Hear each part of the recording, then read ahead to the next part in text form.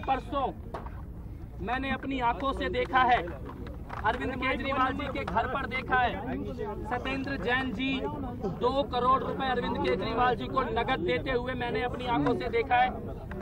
सत्येंद्र जैन जी ने 2 करोड़ रुपए नगद अरविंद केजरीवाल जी को मेरी आंखों के सामने दिए। मैंने अरविंद केजरीवाल जी से पूछा कि ये क्या है, तो उन्होंने जवाब देने से मना कर दिया और उन्होंने कहा कि राजनीति में कुछ बातें होती हैं जो बाद में बताई जाएंगी। मैं पूरी रात सो नहीं पाया। सुबह मैंने एंटी करप्शन ब्यूरो को लेटर लिखा कि टैंकर घोटाले पे मिलना चाहता हूं।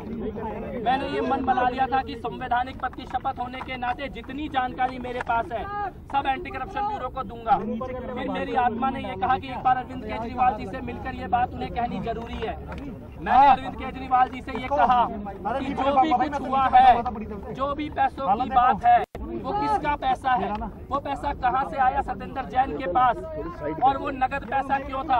आप सारे विधायकों को बुलाकर और कार्यकर्ताओं को बुलाकर इस संबंध में सारे कागज जनता के सामने रखें।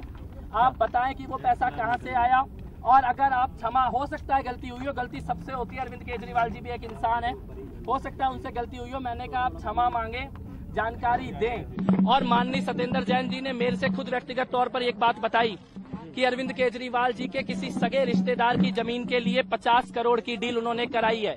मैंने ये बात भी अरविंद जी को जाके बताई तो उन्होंने कहा कि ये बात झूठ है और तुम्हें मुझ पर भरोसा होना चाहिए। तब मैंने कहा था कि मुझे आप पर आंख मूंद कर भरोसा है, लेकिन अपनी आंखों से कैश देखने के बाद चुप रहना मेरे लिए संभव नहीं था।